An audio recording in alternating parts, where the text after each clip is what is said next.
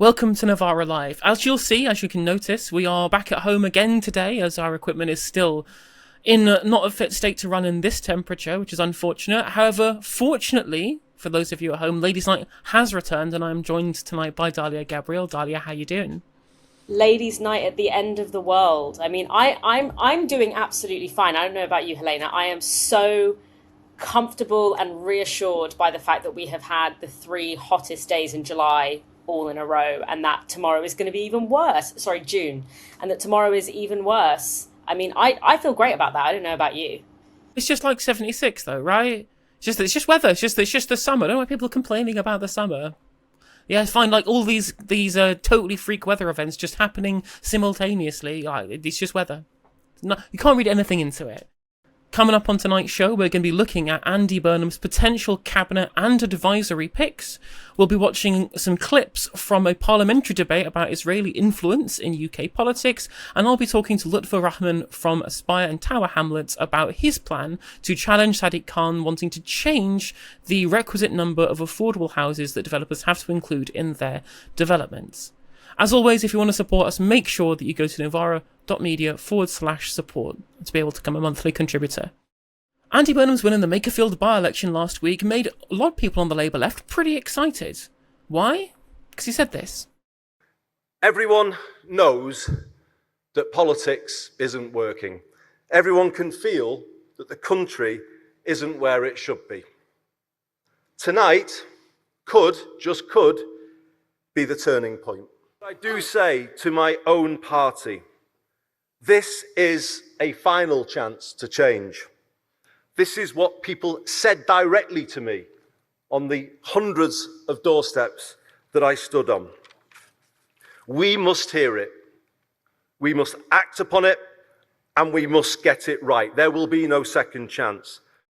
Well, turns out change might actually mean turning the clock back 2 decades as we go back to the future with Andy Burnham. It's been reported that when Burnham becomes Prime Minister, he's picked former Blair Minister James Purnell to be his Chief of Staff, a man who helped him become an MP in 2001. So who is James Purnell? So he was an MP for New Labour from 2001 until 2010, and under Gordon Brown he was both the Secretary for the Department of Work and Pensions and also the Culture Secretary as well. But Purnell dramatically quit Gordon Brown's cabinet in 2009, with his letter of resignation being published on the front page of the Times, and it said this: I owe it to our party to say what I believe, no matter how hard it may be. I now believe your continued leadership makes a Conservative victory more, not less likely. I am therefore calling on you to stand aside to give our party a fighting chance of winning. As such, I am resigning from government. And let's be fair to Purnell there, he was kind of prophetic. There was an election in 2010 and the Labour Party did lose that election under the leadership of Gordon Brown. The Conservatives won, although it was a hung parliament. They went into coalition with the Liberal Democrats, beginning 14 years of austerity, and the George Osborne period as Chancellor of the Exchequer. One of the biggest problems facing our economy is his failure in terms of policy. Although while the rest of the country was suffering, Purnell himself seemed to do okay during that period. He was the chair of the influential Institute for Public Policy Research and also joined Boston Consulting Group, a special advisor to their public sector group. It was in that role that he appeared on Newsnight in 2011 to debate someone who you might recognise. What we now need to do is to protect people against the things they're really scared about. Losing their home, losing their job, being ill for a long time in old age. And if there are other benefits which people don't value as much, I would put them further down the list of priorities. I'm not saying necessarily get rid of child benefit. I'm saying let's order all the things that we care about and let's see the ones that are most important. Well, what's at the bottom? What do we care least about that we're currently paying for? I think winter fuel allowances. I think free bus passes. You wouldn't say that if you're an old person who couldn't afford their fuel bill, would you? I talked to lots of people who are in their 60s, for example, about free bus passes who said I should get this when I'm 70 or when I'm 80. I think it would be better to have one pension rather than having all these little freebies that, you know, the winter fuel allowances and all of those things. That's Purnell pretty ahead of his time there, attacking the universal winter fuel allowance years before Keir Starmer ever considered the means test that they ended up doing just recently. And we all know how that went for Keir Starmer. Or was it about time for change, eh, Andy? To be fair to Purnell, who's also called for a salary insurance scheme, allowing workers who lose their job to get up to 70% of their salary from the state for up to 6 months, as a 0% interest loan, repaid in instalments upon their return to work. Another Purnell proposal backed by the TUC and the Work Foundation was a job guarantee scheme, meaning anyone out of work for a year would be offered a job, work experience or training lasting at least 6 months. But to be fair, that was all quite a long time ago now. Since then, he had been appointed the CEO of Flint in 2024, which is a pretty big lobbying and consultancy firm. It's registered in Jersey and owned by a holding company, so it's got a pretty opaque structure. And Purnell himself even had shares in the firm until very, very recently. Flint doesn't publish a list of its clients, but we have this, which was reported by The Guardian. A list of its clients from last year is registered on the Transparency Register of the European Union, which includes Google, Microsoft, and the mining firm Glencore. Apple appeared to be its biggest client in Europe, paying the company more than €1 million in the last year, for which data is available. Flint has also advised Thames Water and some of the utilities bondholders. Burnham has said Thames Water should be nationalised, and public ownership of all water companies is absolutely an option. What's that? The Labour government appointing somebody into an advisory role who has a very large potential conflict of interest in their history? They might as well have appointed somebody who has happened to be a lobbyist for Global Council. Oh wait, they did, in the form of Peter Mandelson, who knew.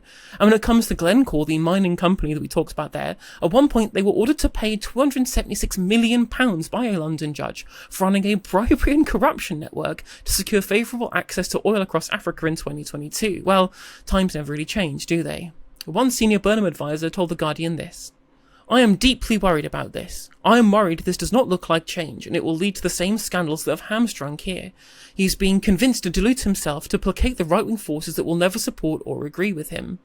A Burnham supporting MP said it was, quote, "a very bad sign that Burnham is not thinking things through enough." Dalia, do you think this Blairism revamped in terms of personnel is something that's going to go down well with the electorate, or is it merely to appease potential Bond vigilantes or people in the media?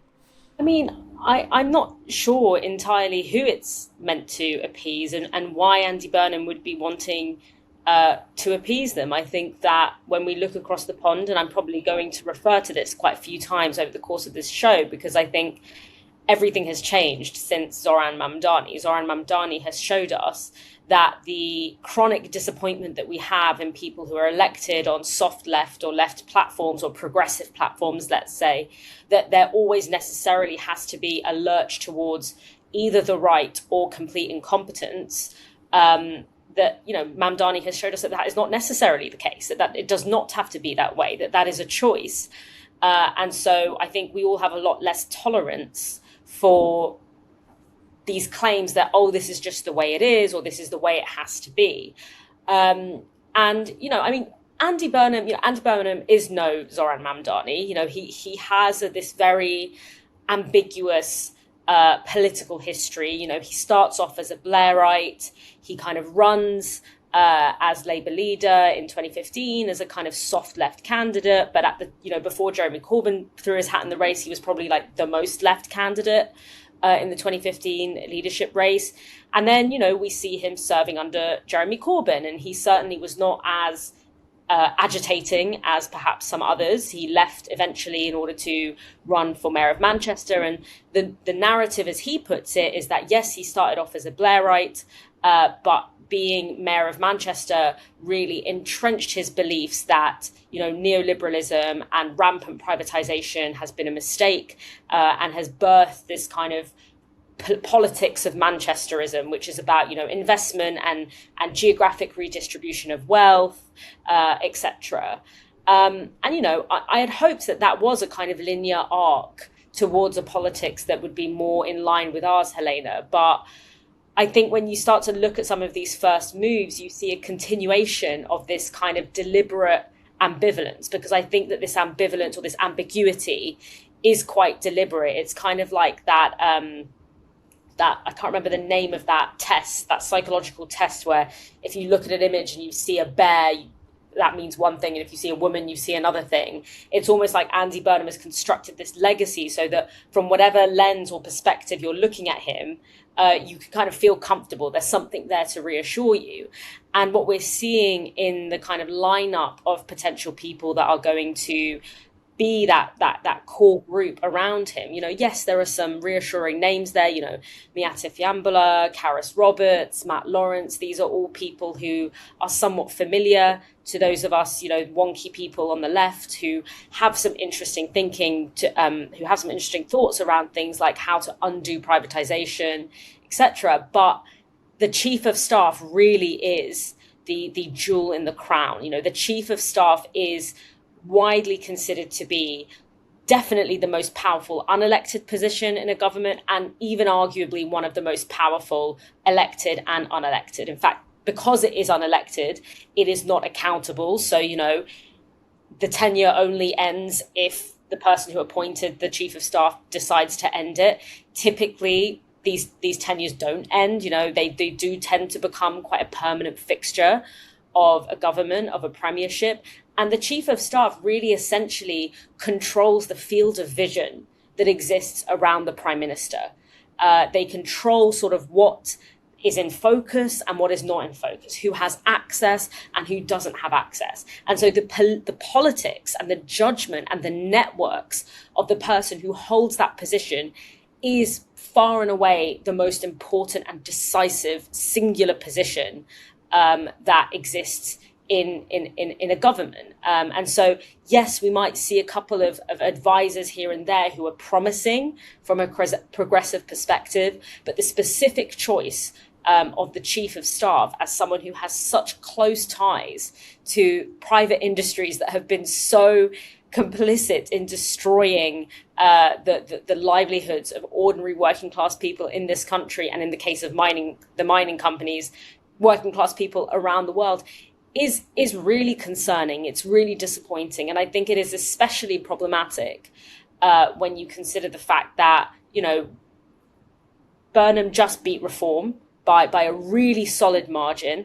And a big reason why that solid margin was won was because he was able to heighten the contradictions of the Reform Party. We were able to show, because of the recent scandal around crypto billionaires financing or giving donations to Nigel Farage, it became really acute in people's minds that, Nigel Farage is a millionaire backed by billionaires. And that was his weak point. That is his jugular.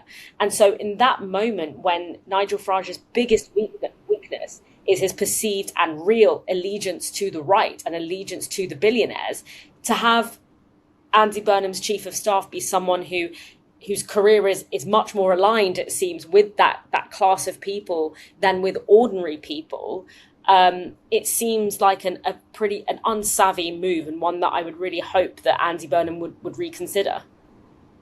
Yeah, I think you're really right in terms of those commentary on the power of the Chief of Staff. I mean, with Morgan McSweeney as Keir Starmer's Chief of Staff, he was basically acting as shadow Prime Minister. Like, we all know that Keir Starmer didn't have any thoughts of his own, really, if you look at his time and the reporting internally from journalists who knew figures who were close to him or had conversations with people in Keir Starmer's inner ring, that this guy wasn't in charge of most of the decisions. It was mostly Morgan McSweeney who was kind of the driving force there. So being able to reappoint people who, again, from the Blair era, not only does it show that that kind of politics will be prominent in terms of how Andy Burnham could potentially govern. On top of this, again, it just shows everything we've seen in terms of the paucity of talent that's available, insofar as, like, as soon as the local elections had happened, Keir Starmer was like, bring Harriet Harman and Gordon Brown back into the fold. Especially galling when you'd seen this massive rise of the Reform Party and the Greens, both of whom politically market themselves as the antidotes to the failures of Blairism for the parts of the Labour Party coalition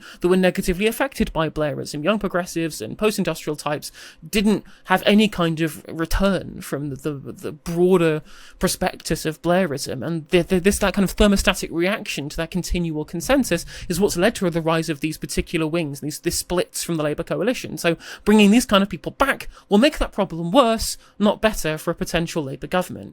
I don't think that Andy Burnham is quite as empty a vessel as Starmer. And so, I do think that what we have here is a little better. Starmer was a completely untested entity, someone who had no real record to his name, and was quite clearly very, opportunistic.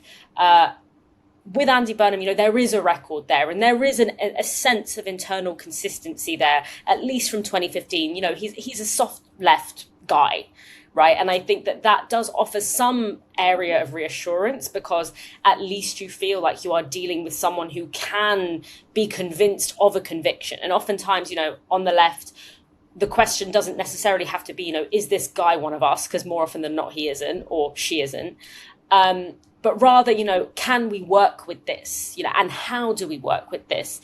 And that's where the kind of the chief of staff being in this position, being this particular person, does concern me, because it does define, how workable Andy Burnham will be.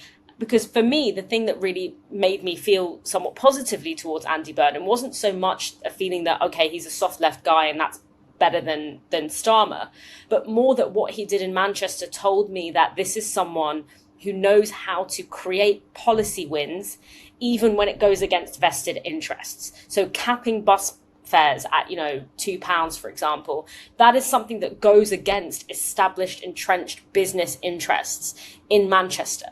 And being able to win in the face of that is really, really important. It's something that we've seen from Mamdani. And so that was the thing that actually gave me a little bit more, made me more sympathetic to Burnham than I probably would be to anyone else in the Labour Party at this point.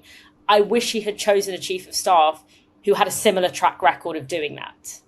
Because this is a man who has a track record of winning things for the rich, not for ordinary people. While Burnham's Downing Street pick still look very hopeful, the race is still on for his Chancellor of the Exchequer. The Times reports that Ed Miliband, who is in the running to be the Chancellor, has taken a key economic role in Burnham's backroom team. That doesn't mean he's going to stay there, of course. Current Home Secretary Shabana Mahmood and a Labour Together founder, as well as former Health Secretary Wes Streeting, are both said to be in the running. And today, current Chancellor Rachel Reeves broke her silence on Andy Burnham. I'm backing Andy Burnham to be our next Prime Minister. I've known Andy for, 16, 17 years now. He's a good friend of mine. But any choices for the new Prime Minister will be their choices to make, including who's in the Cabinet. Would you accept another job in his Cabinet? Well, look, those are choices that the new Prime Minister, I hope Andy Burnham, will get to make in a few weeks' time. Reeves was also keen to display her loyalty and give some potential advice.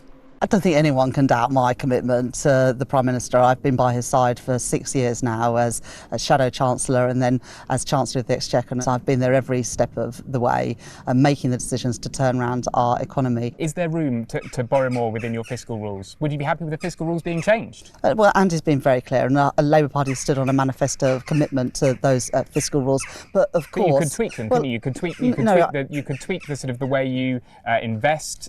You could tweak the sort of the definition of debt, or you could tweak the end of the sort of time frame without breaking the rules, just to be able to borrow more. The last government lost control of the public finances. It sent inflation through the roof and interest rates through the roof. So control of the public finances has a real impact on families today. If you could redo your time, are there any regrets? Is there anything you'd do differently?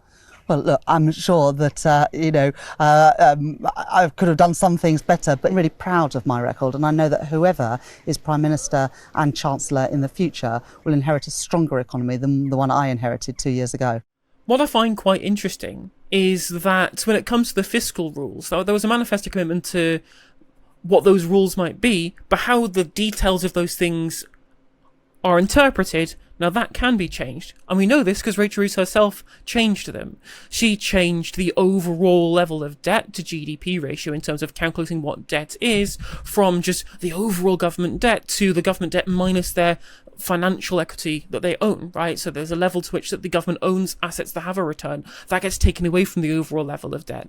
And you could also change that calculation to not include actual assets, physical assets that the government might own or potentially build, if there's new council housing, new infrastructure, etc., which wouldn't change the fiscal rules, but would change the interpretation of the fiscal rules themselves to potentially give a new Prime Minister plenty more room to borrow, like it did Rachel Reeves when she changed it initially too. So whilst she can sit there and try and compare Liz Truss doing tax cuts for the rich to a potential Burnham premiership, loosening the rules to be able to allow for more investment in infrastructure, when again we've basically not invested at all in infrastructure, definitely in the last 16 years, and there's been a pretty big dearth of investment in infrastructure over the last half a century. I don't think that's necessarily going to cause the kind of mini-budget style collapse we saw under Liz Truss. Dalia, what did you make of the potential for Ed Miliband or somebody else to be Chancellor under Andy Burnham? I mean, of course, I think Ed Miliband would be a much better choice than Shabana Mahmood or Wes Streeting.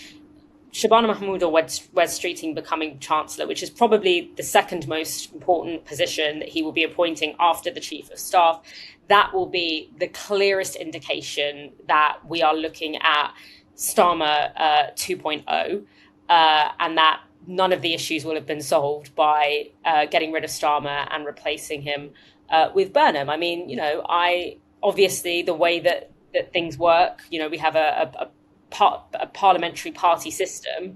So necessarily he is, Andy Burnham is going to have to draw from the scarce talent that currently exists in the Labour Party into his fold.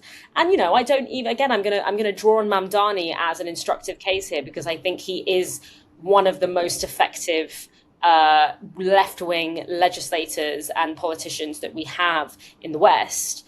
And of course, there are big differences between being Prime Minister of the UK and being Mayor of New York. But, just because you want just because you promise change does not mean that you cannot carry on anyone from previous iterations of your party. Zoran Mamdani made some very careful and selected choices of who he would bring along from previous mayoral administrations. He's got a lot of people, for example, who worked under Bill de Blasio.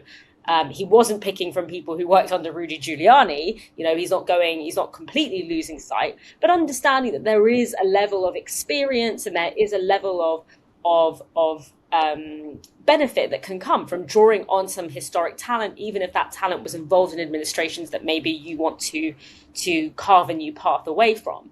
So within the talent that exists in Labour, Ed Miliband is probably the sharpest person. He is probably the one who has shown a most consistent ideological framework, which is famously the thing that was missing from Starmer.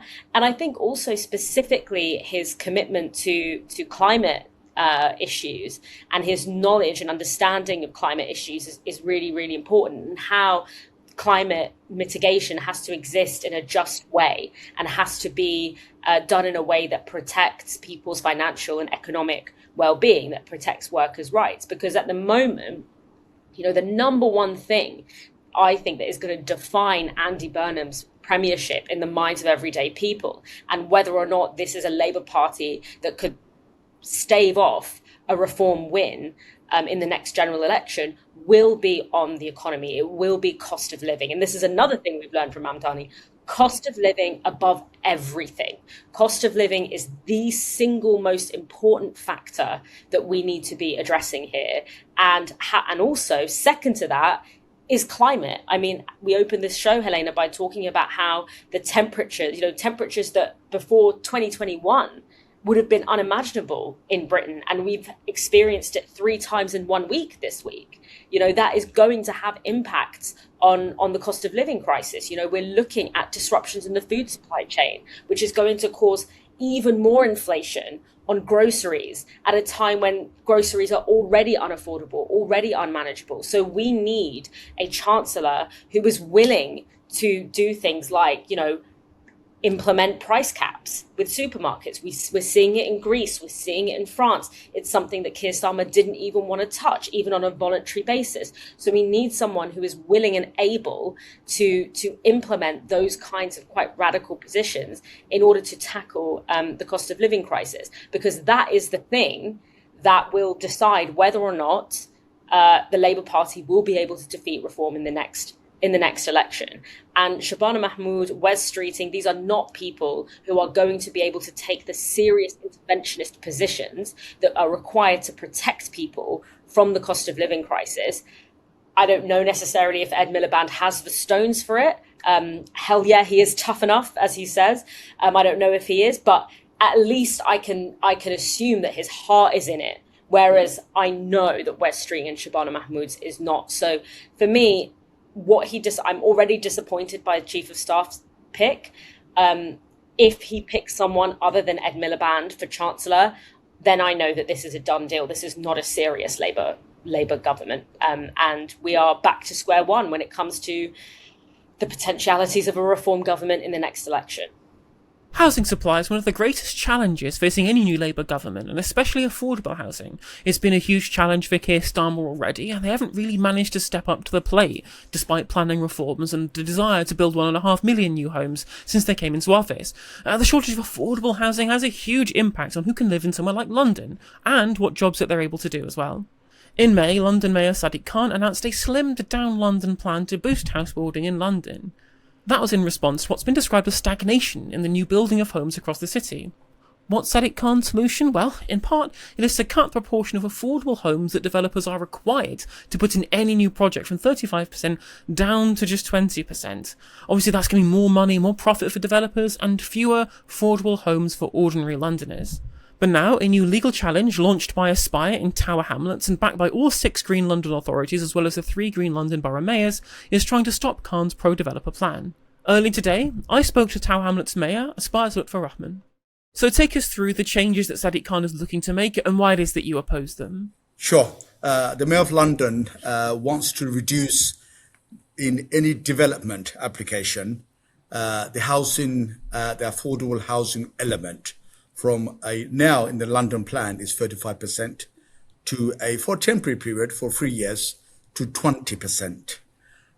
We oppose that, and Tower Hamlets Council is leading on that, and other councils have kindly joined us, a letter of support for other councils. 2 councils have become a core claimant with us.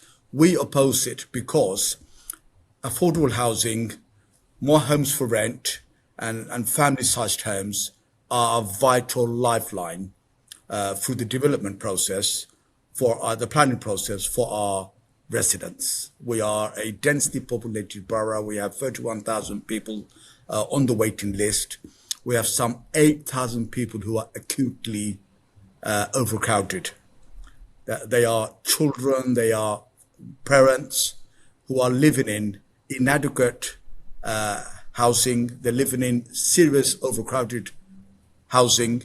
And for us, developing more affordable homes, social rented homes, is through a partnership process. Of course, we're doing it on our land too. We're leading our way on that in the country, leading the way on developing more council homes. But at the same time, through the development process, through the planning process, the planning gain process, we're also able to deliver substantial affordable homes by doing a blanket 20% in planning applications, affordable homes. I think it disadvantages us, disadvantages Londoners, where land prices is very high, where the private rental market has gone mad, and it's exorbitant private rent. And if we don't provide people a sensible rented property, we will never be able to reduce, or at least begin to tackle the overcrowding in our borough and other boroughs in London. So we're opposed to Mr. Khan having a blanket 20% across the board, and we have gone to court, and I'm grateful to Hackney and Lewisham for joining us and other four local authorities for supporting us. We believe it's unfair, it's unreasonable. We will lose some 2,000 affordable homes over the next 3 years. 3 years. So we have no choice but to look after our residents, protect our residents, and make sure this policy doesn't get implemented. So obviously you've gone for judicial review in this case as your way of being able to combat the mayor's decision, or the London mayor's decision on this issue. Had you spoken to him before to try and get him to relent, or was judicial review something that you're using as kind of a last resort here? No. We've before the elections, the officers had written to the Mayor of London, and there's also been other informal channels where we have tried to reason and put forward our difficulties, our predicament. That, yes, whilst we understand there are developers out there who want to build out. That's fine. However, that don't have a blanket 20% across London. Talk to the local authorities, consult them, and see what their needs are. We are a high land value local authority, Tower Hamlets. Developers want to invest in our borough. They want to build in our borough. And we've not had, we have some, last year we had some 1,060 planning applications. Just over 1,000 were consented. So you can see how busy we are as a borough, Tower Hamlets, how developers, investors, business interests want to invest in our borough. So for the, and we are able to negotiate, our officers are negotiate and deliver for our residents at the same time. For the Mayor of London to take that right away from us, our ability to deliver more than 35% sometimes, 35%, or maybe if through a negotiation and the viability discussions, if it's a bit less than 35%, it goes to the planning committee and they will decide whether to grant or not to grant. That power to be taken away from us and arbitrarily, there's an arbitrary figure of 20%, it places us in a very difficult position. So the answer is yes, there have been discussions, there have been letters written to the Mayor of London before the election. Now we have no choice because this will become implemented for us to do our best to challenge it, to protect our residents. And so the main counter-argument that you get from, I'm assuming you'll get from people like the Mayor of London and people who have that same opinion in terms of the lower affordable housing quota, is that by making that quota lower, it makes developers more likely to invest to build quicker because they feel like they'll get a better return on that investment. But if you're getting that many planning applications already, do you think that kind of undermines the argument they make there? Sure. Yes, the answer is yes. But Tower Hamlets, I mean, I can't talk for all local authorities, but I can talk for Tower Hamlets. I've lived here all my life. I lived in overcrowding housing. So I know what it is like to be sharing a bed with your siblings. I know what it's like to live in that kind of condition. I visit people's homes, and overcrowding can be devastating for children in terms of education, health inequalities, mental health, stability. So we have, as a local authority, we're going to do our best to support our residents. Who are we here to support? Not developers. We're here to support our residents. Whilst we will work with the business interests, we're going to live and let live. However, my mandate comes from our residents. That's what mandate comes from as an elected member. And my job and our job is to make sure we secure as much benefit as we can for our residents from business interests. Okay? We've not had, I've been an elected member in Tower Hamlets for many years, as a councillor, as a leader of the council, now as a mayor. I've been the chair of the development committee, the strategic development committee, in my first year as a councillor. Then subsequently, I've seen how the mechanism works. I've not had one instance where, as far as I recall, where a developer has walked away because the developer has to give too much to us.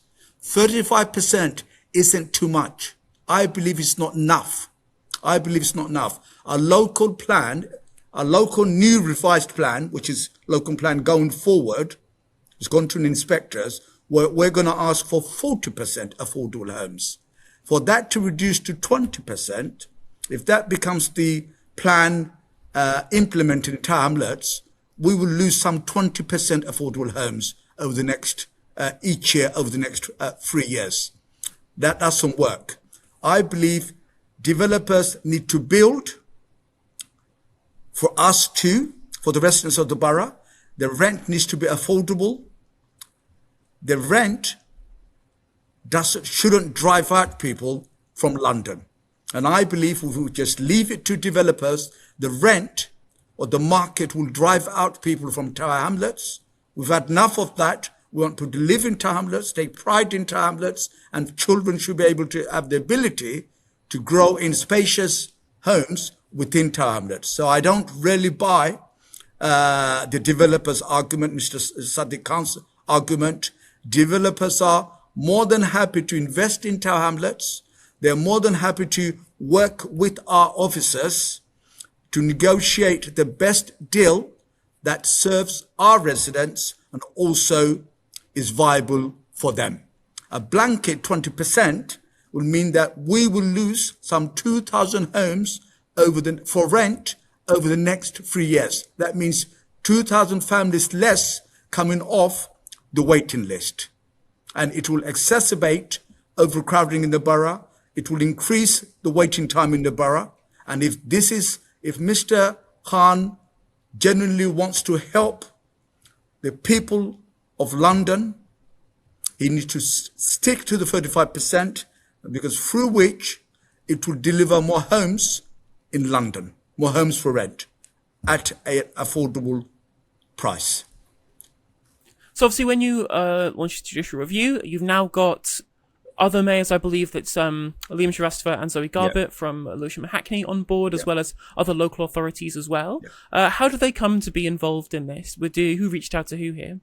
Sure. I mean, as I said, I'm grateful to Hackney and Lewisham for joining us. I'm grateful to Southwark, to Haringey, Waltham Forest, and Lambeth for a letter of support. We've, as a local authority, we've reached out to other boroughs because we have the same interest, we have the same overcrowding, it's the inner city borough. We've reached out as a leading authority to other boroughs to see whether they want to join us, and they've kindly agreed, these two boroughs, to join us as core claimants, other 4 boroughs a letter of support, because they too want to protect affordable homes in the borough. They too will get a reduction in what they can deliver through the planning process, and they too also have overcrowding in their respective boroughs too. So boroughs who have common interest have come together to protect their residents. And one of the other tasks as well is that, so obviously we're looking at a potential Andy Burnham prime ministerial appointment at some point, a coronation potentially. He has said quite a lot about how he wants to change the kind of housing model that we're looking at some point to be kind of more inclusive of more council housing, a very large amount, a significant increase of the very little council house building that we've had nationally for the last kind of 50 years or so. Obviously in your borough, you've got the Mayor's Accelerated Housing Programme that's pretty ambitious in terms of council housing delivery. Are you hoping that if potentially there is a new Prime Minister and it is Andy Burnham, do you think you're hoping to see a different approach than this kind of very heavily developer-led model that's coming from the current leadership? Obviously, that is in tandem with Sadiq Khan, or do you have reservations there? Sure. I mean, I think we need to give a new incoming Prime Minister and perhaps a different communities housing minister a benefit of the doubt. But I would plea to any new administration coming in government, house building, but house building for council house building by developers, it should be primarily to benefit the people of our country. Yeah, the business interest, people will always make money. There'll always be a profit motive. That's fine. But the government needs to protect our communities. They need to come in with a new agenda, which is pro people rather than just pro developers. Yep. And by reducing the affordable housing element from 35%, where we're trying to increase it to 40%, another borough is doing the same, I believe, to reduce it to 20%, is going to deliver housing for developers rather than housing for the ordinary folks of Tower Hamlets, for London, for the country. Housing is a serious issue in the country. I don't believe successive government have done enough. and I plead to an incoming new administration, you must be sincere and genuine about house building to support the ordinary folks. I don't believe Mr. Sadiq Khan's model is the best model. If they are concerned about the housing market stalling, then you're going to look at other external measures. The interest rate is a factor. Look at the interest rate. Look at inflation. That's a factor. Look at stability. That's an issue, but not at the expense of ordinary folks. Just giving the developers a 15% reduction, 15% more profit in house building, and reducing the housing element to 20% is not the way forward. So, Mr. Andy Burnham, if he does become the leader and the Prime Minister, housing should be a top priority, but housing that benefits the ordinary folks of the country, and the rent is affordable. That's very important too. That was Lutfur Rahman speaking to me earlier today. Now, the BBC asked Khan for his comment on the legal action, and he said, quote, "He's incredibly proud that because of their investment we have more council homes built in London than any time since the 1970s. The government said it could not comment on a live legal case." Dalia, now broadly, we all are fully aware, acutely aware, especially in London, of how the housing crisis is affecting people during the cost of living crisis.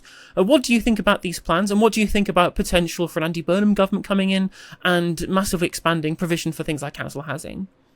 Yeah, I mean, I think that cutting the number of affordable housing, that the number of affordable homes that property developers have to commit to is exactly a step in the wrong direction. If anything, what we should be seeing from a London mayor right now, a Labour London mayor, is actually a cutting of the viability loop which property developers use in order to avoid the current requirements for affordable housing. So what the system that we're currently in is that, property developers will issue a compulsory purchase order to knock down council housing or to knock down a place where people currently live, build luxury housing that the people who live there could never possibly afford. And they say, oh, you say that we should have 10% of the new homes that we build be affordable. Well, if we just find someone to do an appraisal, and they can say that basically if we provide the number of affordable the number of affordable homes that we are officially supposed to provide, but if we can get an appraiser or a surveyor to say, oh, if you do this, it will significantly eat into your profit margins, then we don't even have to do that. So we should have really been closing that viability loophole and strengthening the requirements on property developers to provide affordable homes, rather than going in the opposite direction, which is reducing the burden. Now, beyond that, I would argue that we should be actually investing a lot more in social housing and not having our housing stock being used as a financialized asset and actually being considered as something that is supposed to actually house people rather than profit and assets. And actually, in terms of what an Andy Burnham government could do, I actually think this is one of the areas of Corbyn's manifesto that was really, it wasn't spoken about very much. It didn't get as much media attention as broadband communism, which might make it easier to actually implement it. But there was a white paper written by a bunch of people. George Monbiot, I believe, was the lead author on it. I think Guy Shrubsole was also involved, called Land for the Many, which yes, tackled this question of housing, but it tackled it from the perspective of how do we distribute and tax land, and how does the property structure of land work in this country. And, it was a really, really, really good white paper, and it had a lot of really actionable policies that can manage a transition from land and housing in this country no longer being a financialized asset, but actually being a publicly shared asset, basically, and being something, and that really intersects two of the major crises that ordinary people are facing in this country, one of which is housing, of course. The price of property is going up, rent is going up, etc. The housing stock itself is poor quality. but also addressing the question of agriculture. And addressing the question of, farming and how do we rely less on imports? How do we climate shock proof our food system? And these are two things that the Land for the Many proposal white paper addressed really, really well. And so I wonder if there's a potential there to build off of all of that policy work and actually kind of completely rethink how we visualize land in this country, because the land question in this country is something that is very specific to the UK, and it's something that's very different to, say, the US and Europe. And until we can tackle that question, we can't really tackle the question of either housing or agriculture. So for me, it's, that question of building more social housing, definancializing housing as an asset, and rethinking the way that we legislate and conceptualize land in this country will kind of kill two birds with one stone. And so that's the kind of direction that I would hope Andy Burnham would potentially go in. The work is there, the thinking has been done. It just takes someone with the political will and savviness to implement it. Yeah, I absolutely agree. And I think the one thing we do need to see is a publicly owned developer. That's one kind of policy that I really think is incredibly important. So not only are we able to make sure the profits stay in the hands of the people of this country and going back to be able to fund better public services more broadly, on top of this, it will mean that we can immediately get the go-ahead for the projects that are in the public interest rather than in the developer interest. We can build council housing. It can go directly without having to bother going through all these judicial reviews and things like that. And of course, it means that we don't have to worry about having the debates with the private sector over how much affordable housing gets built. You can just go, nope, we have the state-owned developer, they're building all these council houses, it's going to be a new council estate, and we're going to make sure that it's being done again for the many, many people in this country who cannot afford the private rents as they are currently. On Monday, Parliament held a debate on whether to call for a public inquiry into pro-Israel influence in our politics and our democracy. This was in response to an e-petition which received over 100,000 signatures, meaning Parliament had to respond. Taking place in a much smaller Westminster Hall, a relatively small number of MPs took part, but what was supposed to be a discussion of pro-Israel organisations, networks and lobbying efforts kept coming back to one word, which I think you can all guess. Why is Israel singled out in this way? Why not Gulf countries, Iran, Eastern Europe or the USA? This is being discussed at a time when the Jewish community are clearly under threat and are suffering numerous hideous attacks. I'm not sure I trust the motivation, Ms. Harris, behind the petition organisers, and I very much fear this whole thing smacks of an anti-Semitic conspiracy theory. It singles out one country and, more importantly, invokes a long-standing allegation that people who support that country exercise hidden or improper influence over our democratic institutions. That false accusation has a very long and very troubling history. Now, the most notorious example was the fraudulent document known as the Protocols of the Elders of Zion, which purported to reveal a Jewish conspiracy to dominate the world. This motion is anti-Semitic in its very motivation, in its core, and as such, we should utterly reject it. Israel has so much to offer as the only democracy in the Middle East, and that we should work closely. And I think there is a massive difference, as others have said, between criticising politicians who may be elected in a democracy or whatever state, whether it be Israel or whatever, completely legitimate, and criticising a state. If this is about foreign influence in general, then let's have that conversation properly. If it's about transparency in lobbying, then let's have that conversation too. But if the concerns keep landing on Israel specifically, more than on other countries, as has already been mentioned, then I think it is worth pausing and all of us asking why that might be. There is something that I find deeply uncomfortable about the idea that out of nearly 200 countries, it is this one, the world's only Jewish state, that is this one that needs a special parliamentary inquiry into hidden influence. It's weird, how isn't it, that For some reason, I do think that there is something different about Israel in the fact that it never receives the kind of scrutiny that is preserved for loads of other countries. It's very funny to see them go, well, they just specifically talk about Israel here in this petition. I'm just like, well, people continue to and rightly talk about Russian influence and Chinese influence. We potentially had somebody who was refused security clearance to a very high-profile role in the government, or approaching the government as a diplomatic role, because of the potential links to something like Russia and China.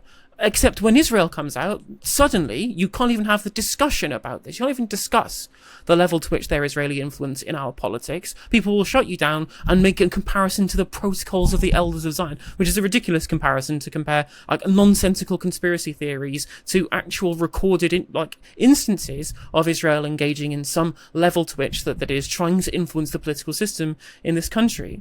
Also worth mentioning as well, Israel killed 3 British people in Gaza. Those were the World Central Kitchen workers. And our government's response was basically just, well, we trust Israel to investigate themselves on this. Has that ever allowed them to hold themselves accountable before?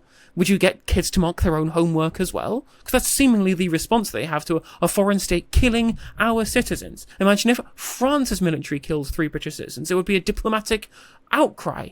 There would be a whole diplomatic issue. Except when it's Israel, they're treated with kid gloves. They're treated with kid gloves. Speaking of the government, Minister James Frith had this response.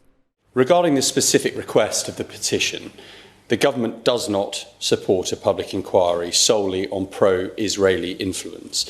It's unfortunate that the petition behind this debate plays into the same old anti-Semitic tropes of hidden forces and malign control. We also acknowledge that there are individuals and organisations who support the government of Israel, and they engage in our democratic process and advocate for causes they believe in, just as countless other groups do. There are normal features of a democracy, of a democratic society. They are not evidence of malign control or undue influence. A pro-Gaza independent, Adnan Hussein, had this response to those comments.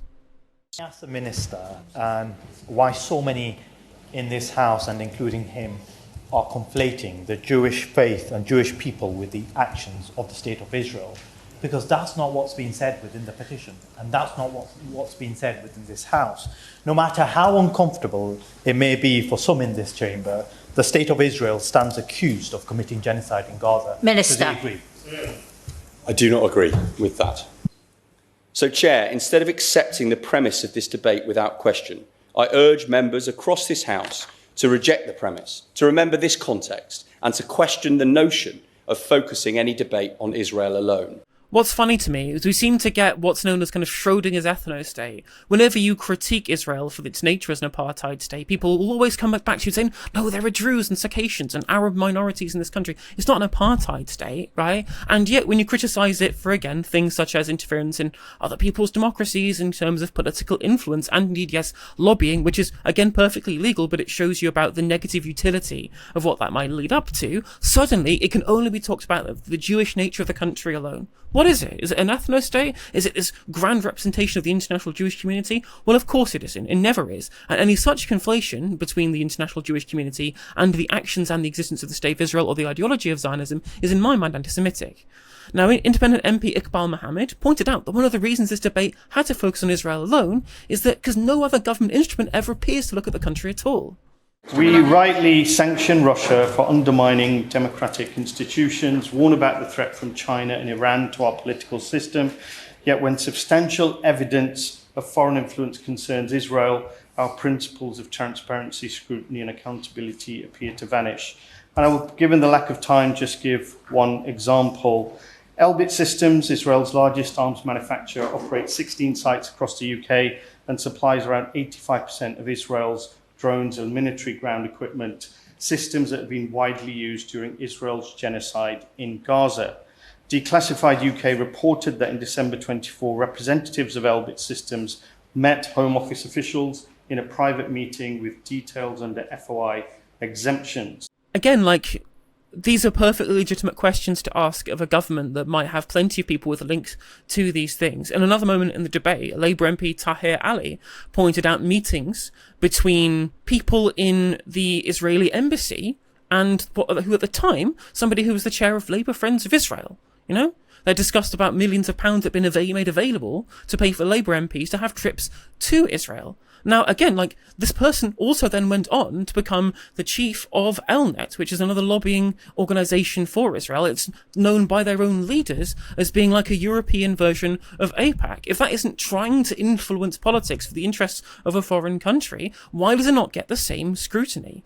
Although I guess clearly looking into like Iran or Russia's engagement with our democracy or potential involvement in trying to interfere in our democracy, that's just anti-Persian racism or Russophobia, it must be. And all that reference to anti-Semitism from those MPs put me in mind of this recent clip from US President J.D. Vance. And so I do think that sometimes, advocates of Israel or pro-Israel people in the United States make two critical mistakes. One, on the one hand, is not delineating between America's interests and Israeli interests, because they're not always the same. But the second is always conflating criticism of a particular government with Jew hatred. Because if everything is Jew hatred, then nothing is Jew hatred. I actually think Jew hatred is very bad, and we have to be very careful not to, in order to serve a certain foreign policy objective, try to criticize somebody as anti-Semitic when they're just not. Dalia, that does seem like that we're beginning to see that even people from the MAGA Republican coalition are being slightly more open to this kind of criticism, which is what it seems to be completely verboten when it comes to British political discourse. Yeah, I mean, that J.D. Vance clip is remarkable. It is probably the most I have seen the US state diverge from the messaging of Israel in my living memory. It's not the most it ever has, but in my living memory, certainly. There was also another clip more recently in a press conference where J.D. Vance was sort of issued these veiled threats to certain Israeli politicians that he aren't called by name, Smotrich and Ben Gvir, who had been, blaming Trump for the ceasefire with Iran. And J.D. Vance said directly to them, I want to be very clear that Donald Trump is the only head of state right now who is sympathetic to the nation of Israel. And that was quite remarkable because the subtext behind that was, shut up or you won't have anyone because we're the only ones you have left. And it was also this open acknowledgement that Israel is effectively a pariah state. And that's actually so different to what's happening in Britain, where there's still this kind of attempt to act as if Israel is this civilized rose in the desert in a barbaric neighborhood, and that the only way that Israel doesn't just keep Jewish people safe, it keeps all of us safe because it keeps the barbarians at the gate. These years and years of investment of time and money and resources and energy into making Israel into this kind of widely loved, country that's widely associated with, modernity and civilization and tourism, to now being in a situation where it's kind of openly by its prime ally being labeled as a pariah state. That is quite remarkable, and it is the beginning of the end. I mean, the status of being a pariah state is a very difficult one to roll back from, and it was the beginning of the end for apartheid South Africa, and it will be the beginning of the end for apartheid Israel as well. So it's remarkable, and I really think we need to be very clear that the reason that we have gotten from that point that we were, a couple of years ago, to this point where, a couple of years ago, you could not even say that you want to boycott Israel because you disagree with what is happening to the Palestinians, to the US head of state basically being like, yeah, no one actually likes you except for us now, to say that in a public forum, that is down to the steadfastness of the Palestinian movement, particularly in the US, which has been really sort of trying to raise consciousness around this tight relationship between the US and Israel, and the broader pro-Palestine movement. But what I also want to say about the question of kind of the Israeli lobby and involvement in the government, I do think it is perfectly fine and perfectly acceptable for people of a government in a democracy to say we would like to know more and have more transparency around a particular geopolitical relationship. I don't think there's anything wrong with that. But I do think that we do need to be quite clear about exactly how the alliance between countries in Europe and countries in the West and a country like Israel. The reason that the British government, the US government, etc., are so attached to the project of Israel is not because Israel has really, really convincing lobbyists. It's because they have shared geopolitical interests in colonizing a resource-rich and geopolitically important region.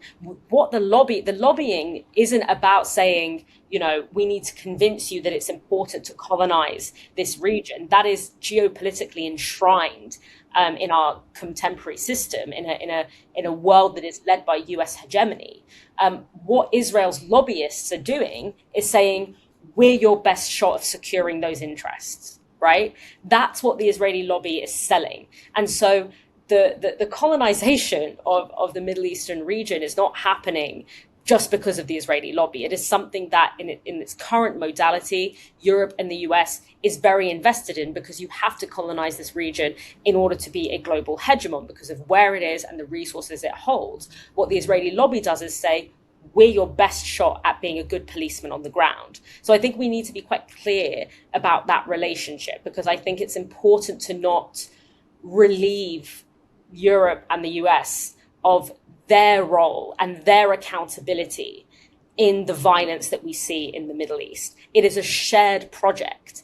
And it is one that has been based on a tacit agreement that, the US and Europe financing the policemen on the ground that is Israel is the best way to secure interests in this region. Now, what is changing is not necessarily the idea of whether or not this should be a region that is under the colonial influence of the West, but rather what's wavering is Israel actually the most reliable partner here?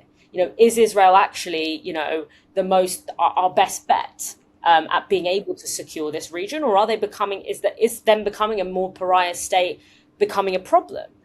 Because I think also one of the reasons that we're seeing this break in the US but not in Britain is because I think Trump feels like he was led into a wholesale humiliation at the hands of Iran because of Netanyahu. I think that he, in his mind, because again, Trump is not one to take accountability for his actions, but he is thinking, I have been completely humiliated by this war in Iran, and Netanyahu is the one that dragged me into it. Netanyahu probably sold him a very big dream about, Obama was weak in the face of Iran. The Obama deal was a disaster. It was weak. And you can show yourself to be strong. You can finish this regime off once and for all if you just kind of ignore your own advisors, because those in the deep US state actually understood the risks of going into war with Iran. Ignore what's happening at home. Follow me. I'm going to lead you to victory. I'm going to wipe Obama's name